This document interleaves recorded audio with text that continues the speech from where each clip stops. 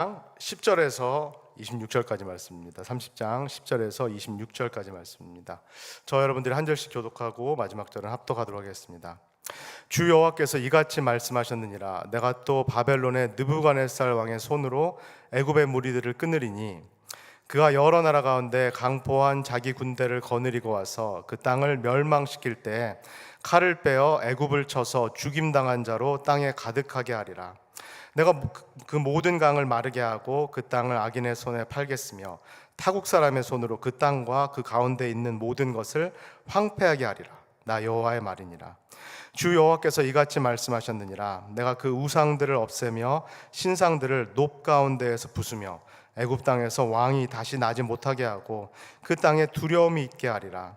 내가 바드로스를 황폐하게 하며 소아 안에 불을 지르며 노나라를 심판하며 내 분노를 애굽의 견고한 성읍신에 쏟고 또 노나라의 무리를 끊을 것이라. 내가 애굽에 불을 일으키리니 신나라가 심히 근심할 것이며 노나라는 찢겨 나누일 것이며 높나라가 날로 대적이 있을 것이며 아웬과 비베셋의 장정들은 칼에 엎드러질 것이며 그 성읍 주민들은 포로가 될 것이라. 내가 애굽의 멍에를 꺾으며 그 교만한 권세를 그 가운데에서 그치게 할 때 드압느에스에서는 날이 어둡겠고 그 성읍에는 구름이 덮일 것이며 그 딸들은 포로가 될 것이라. 이같이 내가 애굽을 심판하리니 내가 여호와인 줄을 그들이 알리라 하셨다 하라. 11째 해 첫째 달 7째 날에 여호와의 말씀이 내게 임하여 이르시되 인자야, 내가 애굽의 바로 왕의 팔을 꺾었더니 칼을 잡을 힘이 있도록 그것을 아주 싸매지도 못하였고 약을 붙여 싸매지도 못하였느니라. 그러므로 주 여호와께서 이같이 말씀하셨느니라. 내가 애굽의 바로 왕을 대적하여 그 두 팔, 그 성한 팔과 이미 꺾인 팔을 꺾어서 칼이 그 손에서 떨어지게 하고 애굽 사람을 뭇나라 가운데서 흩으며 뭇 백성 가운데로 해칠지라. 내가 바벨론 왕의 팔을 견고하게 하고 내 칼을 그 손에 넘겨주려니와 내가 바로의 팔을 꺾으리니 그가 바벨론 왕 앞에서 고통하기를 죽게 상한 자의 고통하듯 하리라. 내가 바벨론 왕의 팔은 들어주고 바로의 팔은 내려뜨릴 것이라. 내가 내 칼은 바벨론 왕의 손에 넘기고 그를 들어 애굽 땅을 치게 하리니 내가 여호와인 줄을 그들이 알리라. 내가 애굽 사람을 나라들 가운데 흩으며 백성들 가운데로 해치리니 내가 여호와인 줄을 그들이 알리라. 아멘. 안녕하세요. 네, 토요 아침 예배에 나오신 모든 분들을 주님의 이름으로 환영합니다. 저도 그렇고 보니까 주위에 콜록콜록 하시는 분들도 계시고 여름에 약간 또 냉방병 이렇게 감기가 유행을 하고 있는 것 같습니다. 우리 모든 성도님들도 특별히 건강 또 감기 유의하시기를 바랍니다. 어떤 분들이 저에게 이렇게 여쭤보시는 분들이 있습니다. 목사님은 구약하고 신약 중에서 어떤 책을 더 읽고 또 설교하시기가 쉬우신가요? 어떤 책을 더 좋아하시나요? 저는 주저하지 않고 이렇게 대답합니다. 구약이요. 저는 신약보다도 구약을 개인적으로 좀 좋아하고 또 구약을 설교할 때 이상하게 더 재미가 있고 또 신난다라는 그런 생각이 듭니다. 신약도 물론 우리의 주님 예수 그리스도께서 말씀하시기 때문에 참 좋지만은 개인적으로는 신약은 조금 이렇게 규모가 작다라는 그런 느낌이 듭니다. 사도행전을 제외하고는 대부분의 복음서의 말씀들이 한 지역에 갈릴리라든가 가버나움이라든가 예루살렘이라고 한 지역에 이렇게 국한이 되어 있습니다. 그런데 구약을 읽으면은 오늘 함께 읽은 이 에스겔과 같은 구약을 읽으면은 눈앞에 전 세계가 쫙 펼쳐지는 것 같습니다. 눈앞에 이 파노라마처럼 전 세계가 쫙 펼쳐지는 것 같고 이스라엘뿐만 아니라 이스라엘 포함한 다양한 나라들, 우리가 전에는 한 번도 들어보지 못했던 다양한 나라들이 눈앞에 펼쳐지는 것 같습니다. 그리고 구약의 이야기들은 참 스펙타클합니다. 막 싸우는 이야기들도 나오고 반전에 반전이 거듭됩니다. 강자가 절대적으로 강자의 삶을 살 것 같았던 어떤 인물, 어떤 나라가 약자가 되기도 하고 다윗과 같이 목동 출신인 정말로 약하기 그지없어 보이는 인물이 어느 날 강자가 되고 강국이 되는 그런 스펙타클한 그런 모습을 보면서 참 저는 개인적으로 구약을 읽는 걸 좋아하고 또 구약을 설교하는 것도 참 신이 납니다. 그런데 오늘 함께 읽은 이 에스겔 30장 일단 같이 읽었는데 어떤 은혜를 받으셨나요? 그냥 읽어서는 전혀 은혜를 받기가 어렵습니다. 졸립고 이 아침 큰일 났다, 잠 온다, 졸립고 또 몸이 건조하기가 이를 데가 없습니다.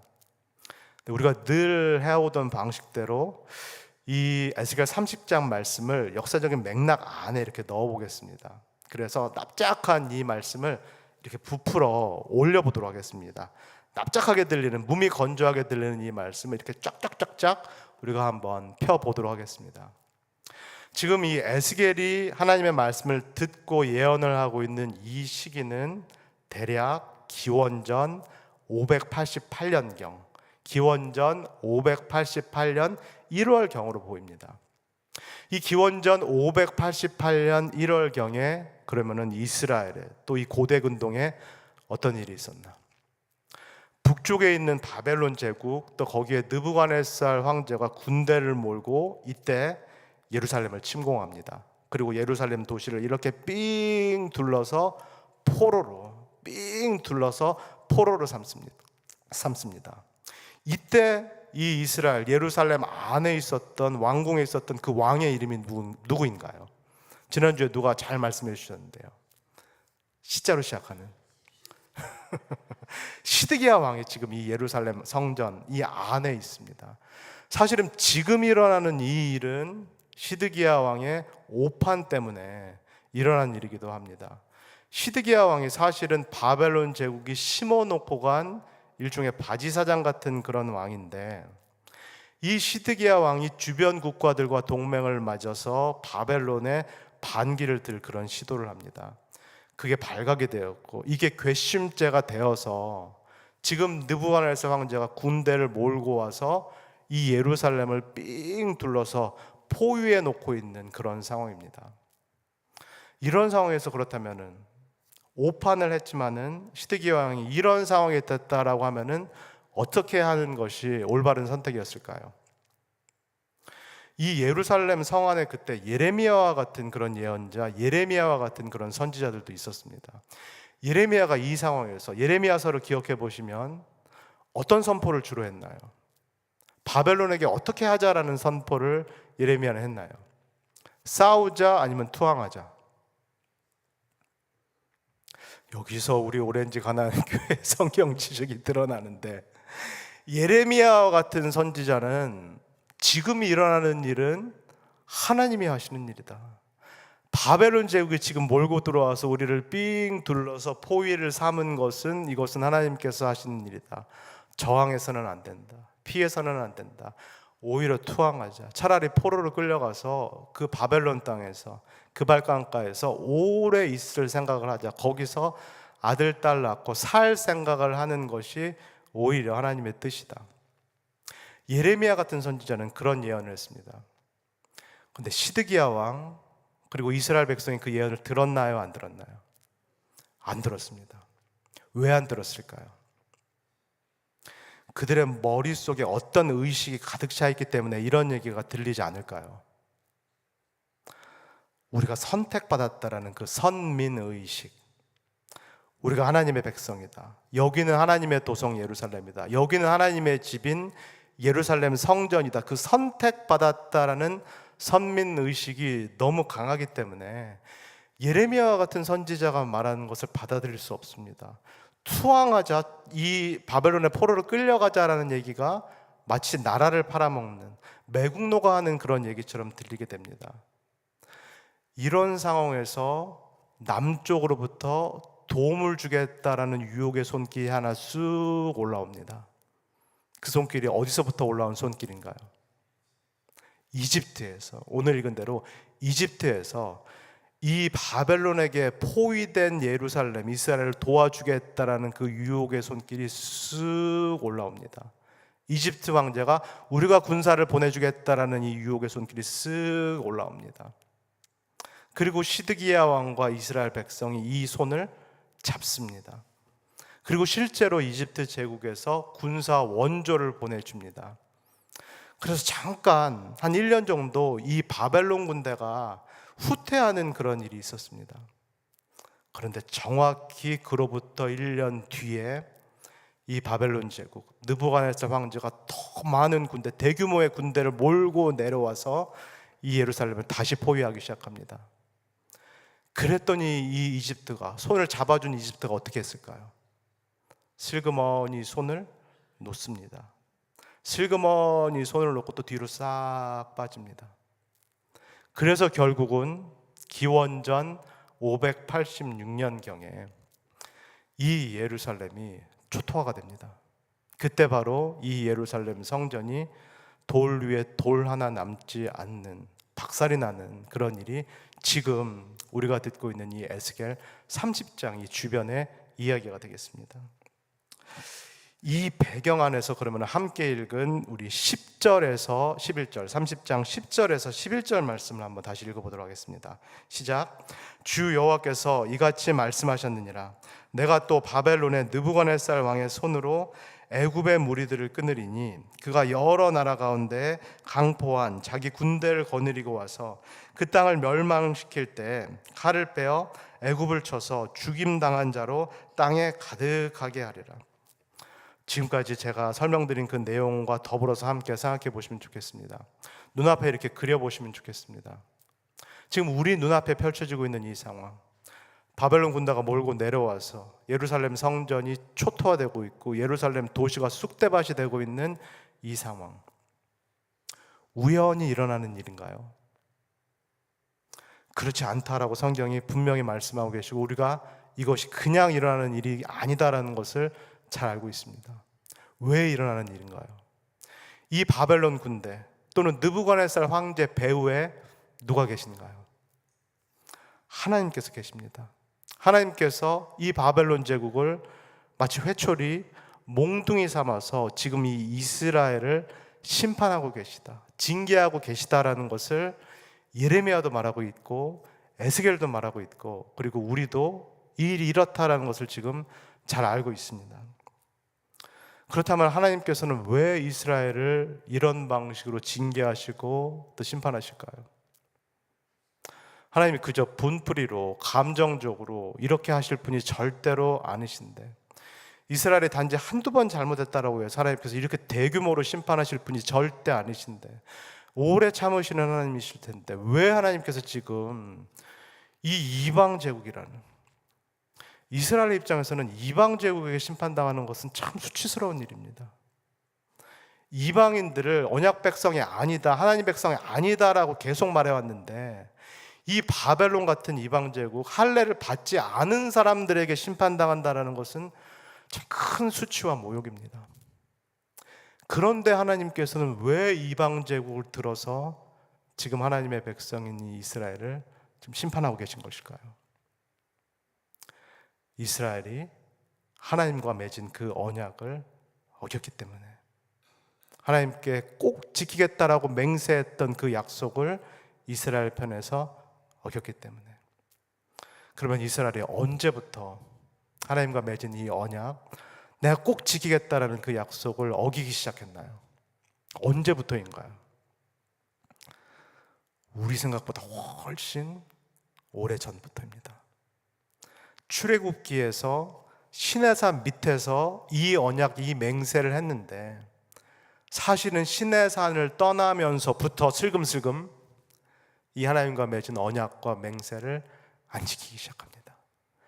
가나안 땅에 들어가기 직전에 모세가 고별 설교를 했고 여호수아도 마치 각서를 받아내듯이 서약을 받아냈는데, 언약을 지키겠다, 약속을 지키겠다라는 맹세를 다 했는데, 이 이스라엘 백성이 요단강 건너서 가나안 땅에 들어가서 사사기를 펼치자마자 거기서부터 또 슬금슬금 슬슬 하나님과 맺은 그 언약, 그 맹세를 저버리기 시작합니다.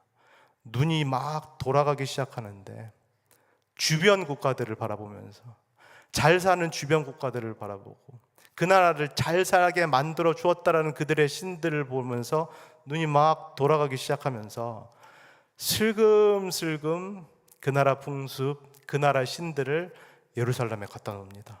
예루살렘 성전 안에 갖다 놓습니다. 그래서 예루살렘의 예배가 점점 순수성을 잃고 기복적으로 변하고 혼합주의적으로 변하기 시작합니다. 여기에 더해서 왕들은 무엇을 하나요? 하나님께 위임을 받아서 마치 이스라엘을 하나님 나라처럼 다스리는 것이 왕의 그 목적인데, 왕이 정치를 합니다. 정치를 어떻게 하냐면은 이 주변 국가들 그 왕들의 딸들과 자신의 아들들을 정략 결혼을 시킵니다. 정략 결혼을 시켜서 이 주변 국가들의 힘을 빌어서 이스라엘을 운영하고자 하는, 여타 별반 다른 나라들이 하는 것과 하나도 다를 거 없는 똑같은 방식으로 이 하나님의 나라라는 그 이스라엘을, 이 세움 받았다라는, 기름 부음 받았다라는 이 왕들이 운영하기 시작합니다.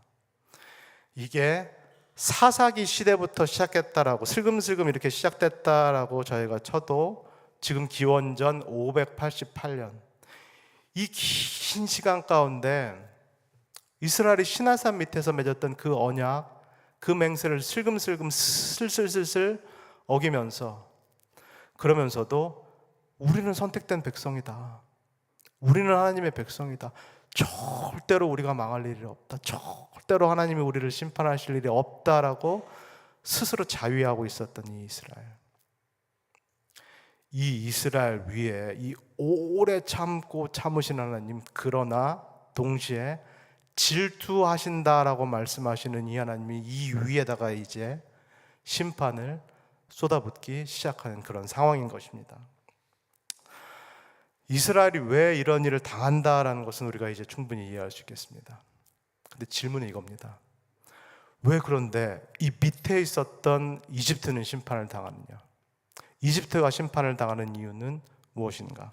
16절에서 우리가 17절을 읽어볼 텐데 왜 심판을 당한다라고 말씀하실지 한번 생각해 보시면 좋겠습니다. 우리 16절에서 17절을 읽겠습니다.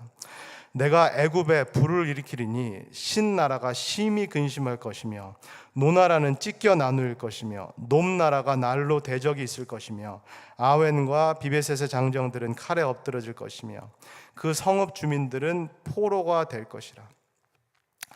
지금 여기에 나와 있는 지명들은 우리 성도님들 다 처음 들으셨을 것입니다. 저도 생소한 지명들인데 이집트 제국 안에 있는 도시들 또 나라들의 지명들입니다. 이스라엘도 우리가 이렇게 표현하는 경우가 있죠. 북쪽의 단에서부터 남쪽의 부엘세바까지가 이스라엘의 전 영토다, 우리가 이렇게 표현하는데, 지금 여기에 나와 있는 이집트의 도시들, 이 얘기는 지금 이 하나님의 심판이 이 전체적으로 임하고 있다, 이스라엘 제국의 전체에 다 임하고 있다라는 그런 말씀인 것입니다. 우리의 질문은 이겁니다. 이스라엘은 그렇다 치자, 이스라엘은 하나님과 맺은 언약, 맹세를 안 지켰기 때문에 이렇게 혹독한 심판을 당한다라는 것을 우리가 이해한다. 근데 이집트는 무슨 잘못이냐? 지금 이집트는 무슨 잘못을 했길래 이스라엘과 마찬가지로 이 동일한 심판을 하나님께 당한다는 말인가? 두 가지 이유가 있다라고, 오늘 본문 말씀을 제가 기억해 보면 두 가지 이유가 있다라고 하나님께서 또 에스겔이 말씀합니다. 첫 번째 이유를 저는 이렇게 표현하겠습니다. 이집트가 주제를 모르고 설쳤기 때문에, 이집트가 자신의 분수를 모르고 설친 그 죄, 그 죄에 대해서 하나님께서 죄값을 물으시겠다라고 말씀합니다. 우리가 쭉 본 대로 지금 이 이스라엘에게 일어나는 일, 눈으로 보기에는 이 강대국인 바벨론이 약소국인 이스라엘을 침공하는 일처럼 보이는데, 역사상 그저 비일비재하게 일어나는 그런 단순한 일처럼 보이는데, 이 일 배후에 누가 계신가요? 하나님이 계십니다. 이 얘기는 지금 이 일이 우연히 일어나는 일이 아니라 하나님의 철저한 계획과 하나님의 철저한 주권과 하나님의 철저한 섭리 가운데 하나님께서 직접 진행하시는 일이라는 것입니다. 보이지 않는 하나님께서 보이는 바벨론을 들어서 직접 시행하고 계신 일이 지금 이 일이라는 얘기입니다. 그러면 하나님께서 지금 이 일을 직접 행하고 계신데, 이 이집트 제국이 주제를 모르고 설쳐도 될까요, 안 될까요? 지금 하나님이 하고 계신 일을 모르고 분수를 모르고 내가 돕겠다라고 설쳐도 될까요, 안 될까요?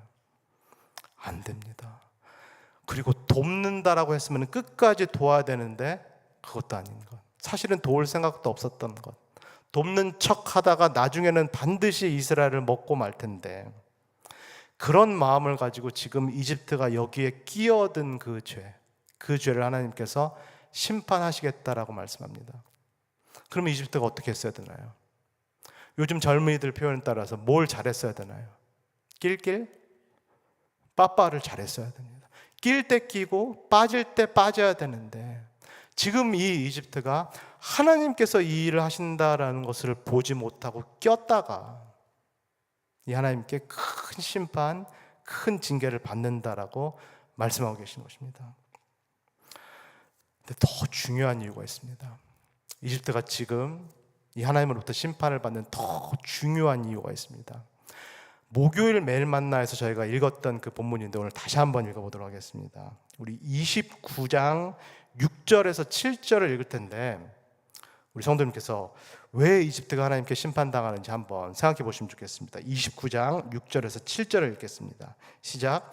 애굽의 모든 주민이 내가 여호와인 줄을 알리라. 애굽은 본래 이스라엘 족속에게 갈대 지팡이라.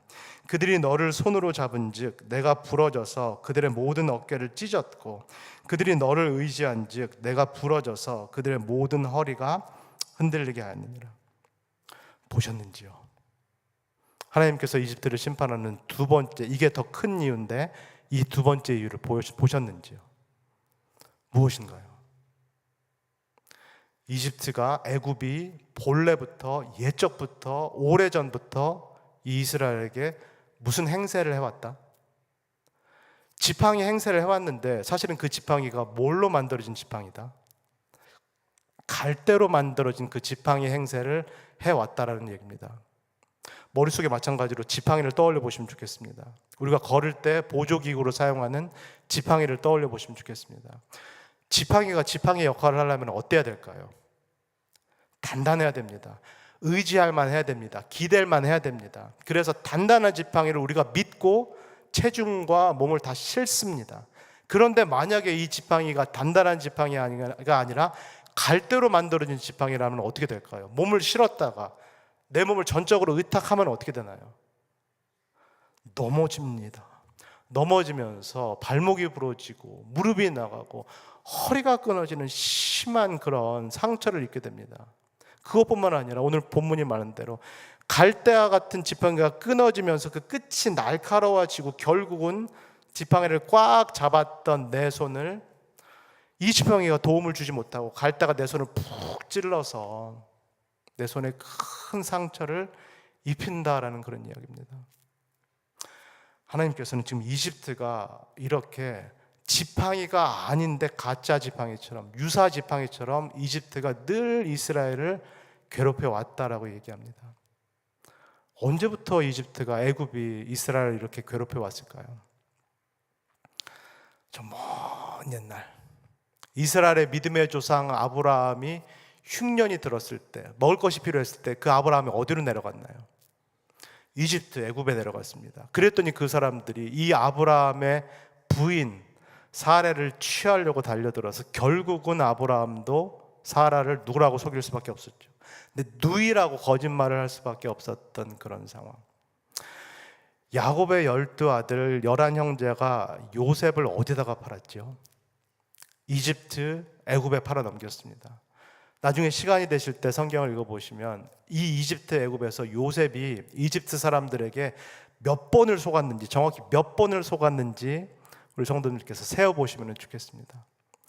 나중에 이 야곱의 12아들들, 그리고 야곱도 마찬가지로 기근과 흉년이 들었을 때 어디로 들어가나요?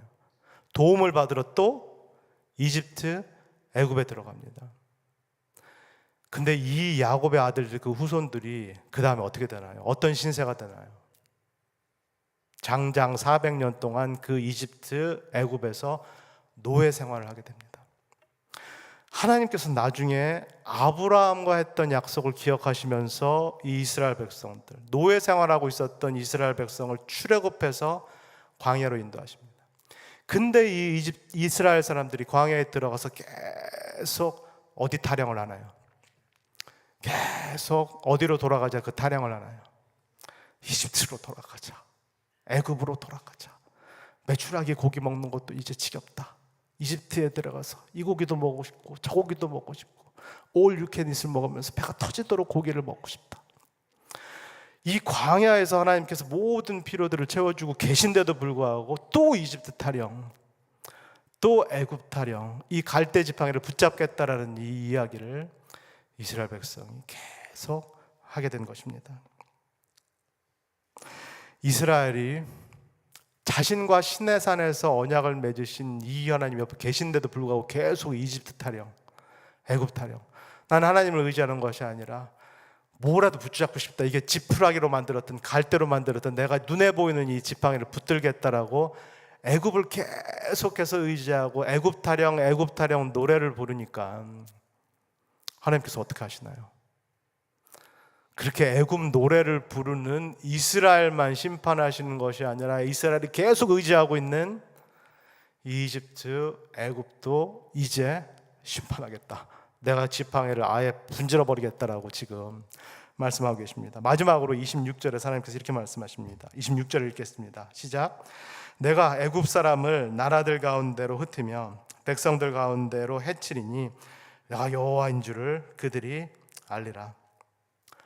사랑하는 우리 오렌지가 나는 교회 성도 여러분, 제가 빙빙 돌려서 여쭤보지 않고 단도직입적으로 질문을 드려보겠습니다. 내가 갖고 있는, 나만이 알고 있는 나의 이집트 그리고 나의 애굽은 누구고 또 무엇인가요? 안 그런 것 같지만 저와 여러분들도 하나님 외에 또 우리가 의지하고 있는, 부지불식간에 기대고 있는 나만의 이집트, 나만의 애굽이 있을 수 있는데 그것이 정확히 무엇이고 그리고 그것이 정확히 누구일까요? 이스라엘 백성이 출애굽해서 애굽을 실제로 나와서 이 광야에서 시내산 밑에서 하나님과 언약을 맺었다라는 것은 내가 이 지팡이를 이제 놓겠다라는 얘기입니다. 내가 이 지팡이를 놓고 이제는 언약 관계 깊은 곳으로 들어가서 내가 이 하나님과 일종의 결혼 생활을 하겠다, 혼인 생활을 하겠다, 내가 이분 한 분께만 정말로 충실하겠다라는 그 약속을 한 겁니다. 그러면 이 결혼 생활, 혼인 생활에서 가장 기초적이고 기본적이고 관계에서는 반드시 지켜야 될 그 룰이 있는데 그것이 무엇인가요? 이 이스라엘 백성이 시내산 밑에서 받은 계명입니다. 율법입니다. 10계명입니다. 그러면 10계명 중에서 가장 기초가 되고 가장 기본이 되고 가장 중요한 계명이 무엇일까요? 우리가 상식적으로 생각해 봤을 때도 그 계명이 맨 처음 나올 텐데 그 계명이 무엇인가요? 나 이외에 다른 신을 내 옆에 두지 말라. 오늘 함께 읽은 말씀에 따르면 나 외에 다른 지팡이를 내 옆에 두지 말라. 나 외에 나보다 더 신뢰하거나 더 의지하거나 더 기대하거나 더 사랑하는 그 대상을 절대로 두지 말라. 그리고 하시는 말씀, 나 여호와는 어떤 하나님이다? 질투하시는 하나님이다. 네가 다른 지팡이에 기댈 때 나 여호와 하나님은 질투하시는 하나님이다라고 말씀합니다.